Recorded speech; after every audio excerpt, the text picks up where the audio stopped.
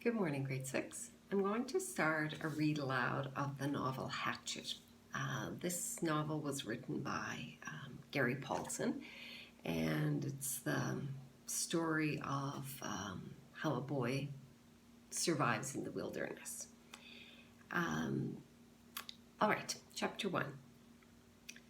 Brian Robeson stared out the window of the small plane at the endless green northern wilderness below. It was a small plane, a Cessna 406, a bush plane, and the engine was so loud, so roaring and consuming and loud, that it ruined any chance for conversation. Not that he had much to say. He was 13, and the only passenger on the plane was a pilot named, Jim or Jake or something, who was in his mid-40s and who had been silent as he worked to prepare for takeoff.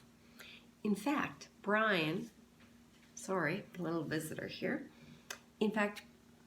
since Brian had come to the small airport in Hampton, New York to meet the plane, driven by his mother, the pilot had only spoken 5 words to him.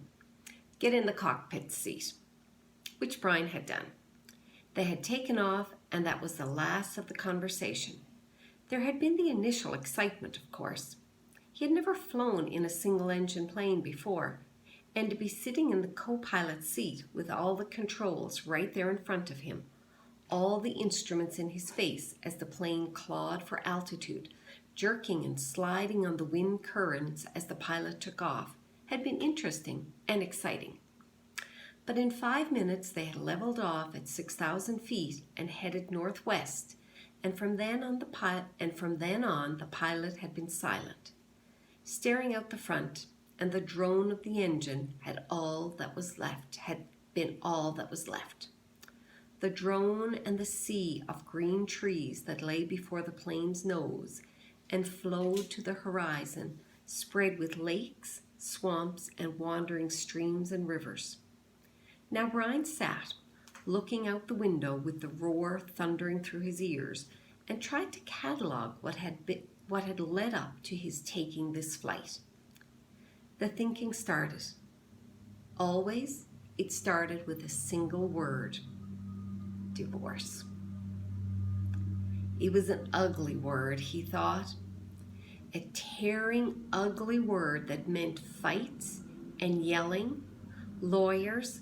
God, he thought, how he hated lawyers who sat with their comfortable smiles and tried to explain to him in legal terms now all that he lived in was coming apart, and the breaking and shattering of all the solid things, his home, his life, all the solid things. Divorce. A breaking word, an ugly breaking word. Divorce. Secrets. No, not secrets so much, just as the secret. What he knew and had not told anybody. What he knew about his mother that had caused the divorce. What he knew. The secret. Divorce. The secret. Brian felt his eyes beginning to burn and knew there would be tears. He had cried for a time, but that was gone now. He didn't cry now. Instead, his eyes burned and tears came, the seeping tears that burned, but he didn't cry. He wiped his eyes with a finger and looked at the pilot out of the corner of his eye to make sure he hadn't noticed the burning and tears. The pilot sat large, his hands lightly on the wheel, feet on the rudder pedals. He seemed more a machine than a man, an extension of the plane. On the dashboard in front of him, Brian saw the dials, switches, meters, knobs, levers, cranks, lights, and handles that were wiggling and flickering, all indicating nothing that he understood, and the pilot seemed the same way. Part of the plane, not human. When he saw Brian look at him, the pilot seemed to open up a bit, and he smiled. Ever fly in a co-pilot seat before? He leaned over and lifted the headset off his right ear and put it on his temple, yelling to overcome the sound of the engine. Brian shook his head. He had never been in any kind of plane. Never seen the cockpit of a plane except in films or television. It was loud and confusing. First time. It's not as complicated as it looks. Good plane like this almost flies itself. The pilot shrugged. Makes my job easy. He took Brian's left arm. Here, put your hands on the controls, your feet in the rudder pedals, and I'll show you what I mean. Brian shook his head. I'd better not. Sure, try it. Brian reached out and took the wheel in a grip so tight his knuckles were white. He pushed his feet down on the pedals. The plane slewed suddenly to the right. Not so hard. Take her light, take her light. Brian eased off, relaxed his grip. The burning in his eyes was forgotten momentarily as the vibration of the plane came through the wheel and the pedals. It seemed almost alive. Do you think you'd like to do that? Not sure if I would. I think I'd be pretty nervous. See? The pilot let go of his wheel, raised his hands in the air, and took his feet off the pedals to show Brian he was actually flying the plane alone. Simple. Now turn the wheel a little to the right and push on the right rudder pedal a small amount. Brian turned the wheel slightly and the plane immediately banked to the right, and when he pressed on the right rudder pedal, the nose slid across the horizon to the right. He left off on the pressure and straightened the wheel, and the plane righted itself. Now you can turn.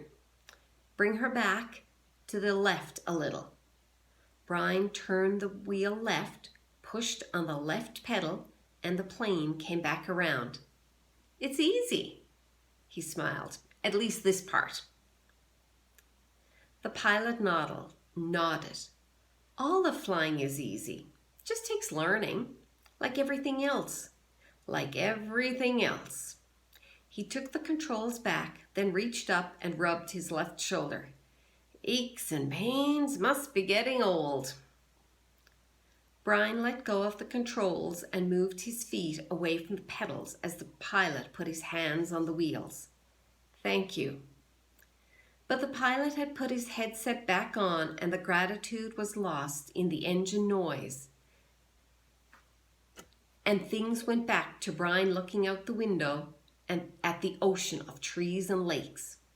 The burning eyes did not come back, but memories did. Came flooding in. The words, always the words. Divorce, the secret, fights, split. The big split. Brian's father did not understand as Brian did. Knew only that Brian's mother wanted to break the marriage apart.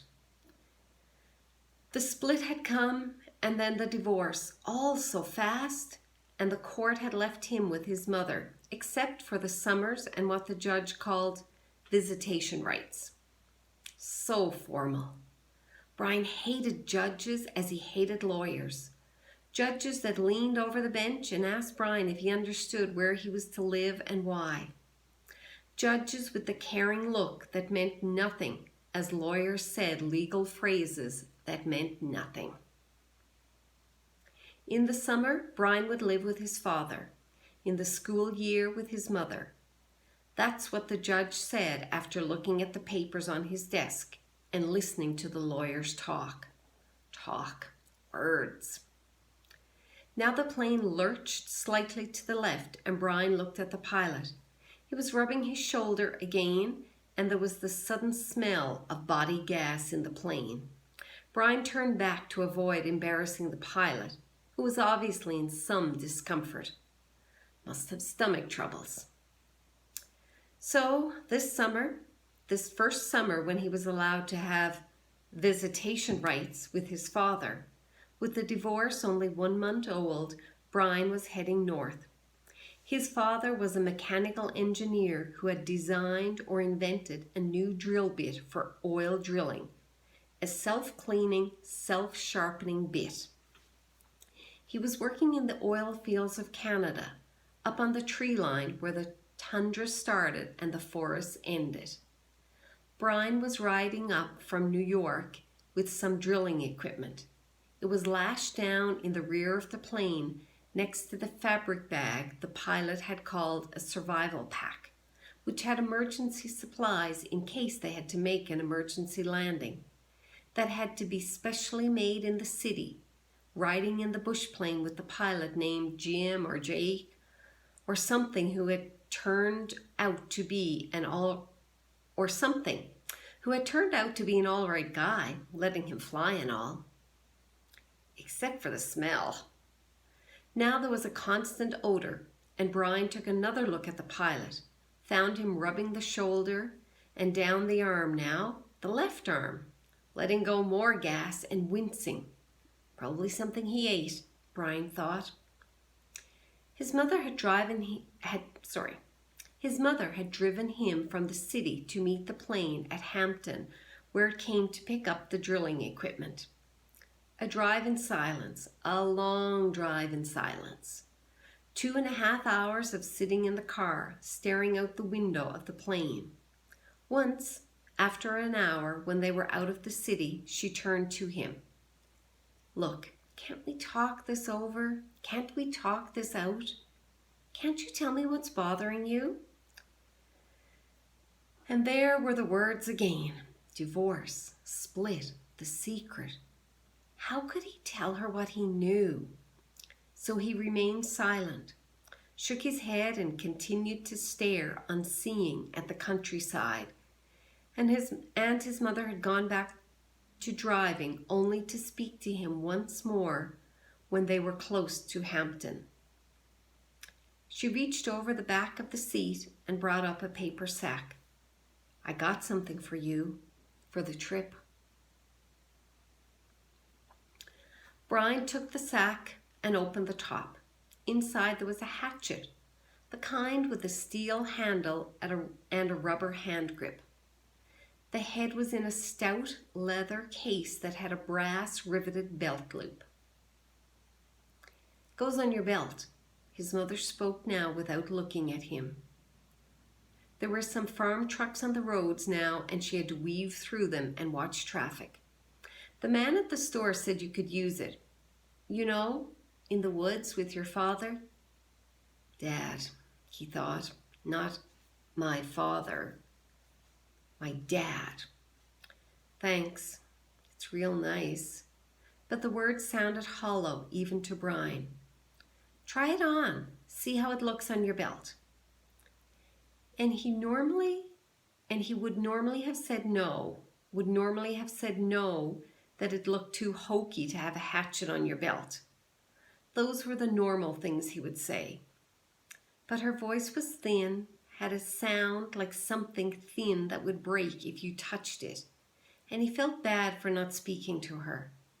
Knowing what he knew, even with the anger, the hot white hate of his anger at her, he still felt bad for not speaking to her. And so, to humor her, he loosened his belt and pulled the right side out and put the hatchet on and retreaded the belt. Scooch around so I can see. He moved around in the seat, feeling only slightly ridiculous. She nodded. Just like a scout, my little scout. And there was the tenderness in her voice that she had when he was small. The tenderness that she had when he was small and sick with a cold. And she put her hand on his forehead, and the burning came into his eyes again, and he had to turn away from her and looked out the window, forgotten the hatchet on his belt, and so arrived at the plane with the hatchet still on his belt. Any ideas what that secret is? I wonder what he knows that his parents don't know that he knows. Because it was a bush plane from a small airport, there had been no security, and the plane had been waiting, with the engine running when he arrived, and he had grabbed his suitcase and and pack bag and run for the plane without stopping to remove the hatchet. So it was still on his belt. At first he had been embarrassed, but the pilot had said nothing about it, and Brian forgot it as they took off and began flying. More smell now. Bad. Brian turned again to glance at the pilot, who had both hands on his stomach and was grimacing in pain, reaching for the left shoulder again as Brian watched. "Don't know, kid." The pilot's words were a hiss, barely audible. "Bad aches here. Bad aches. Thought it was something I ate, but..." He stopped as a fresh spasm of pain hit him. Even Brian could see how bad it was. The pain drove the pilot back into the seat, back and down. "I've never had anything like this." The pilot reached for the switch on his mic cord, his hand coming up in a small arc from his stomach, and he flipped the switch and said, "This is flight 46. And now a jolt took him like a hammer blow, so forcefully that he seemed to crush back into the seat, and Brian reached for him. Could not understand at first what it was, could not know. And then he knew. Brian knew. The pilot's mouth went rigid. He swore and jerked a short series of slams into the seat, holding his shoulder now, swore and hissed, "Chest, oh God, my chest is coming apart." Brian knew now. The pilot was having a heart attack. Brian had been in a shopping mall with his mother when a man in front of Paisley's store had suffered a heart attack. He had gone down and screamed about his chest, an old man, much older than the pilot. Brian knew. The pilot was having a heart attack, and even as the knowledge came to Brian, he saw the pilot slam into the seat once more. One more awful time he slammed back into the seat, and his right leg jerked, pulling the plane to the side in a sudden twist, and his head fell forward, and spit came. Spit came from the corners of his mouth, and his legs contracted up into the seat, and his eyes rolled back in his head until there was only white. Only white for his eyes, and the smell became worse, filled the cockpit, and all of it so fast, so incredibly fast that Brian's mind could not take it in at first, could only see it in stages. The pilot had been talking just a moment ago, complaining of the pain. He had been talking. Then the jolts had come. The jolts that took the pilot back had come. And now Brian sat, and there was a strange feeling of silence in the thrumming roar of the engine.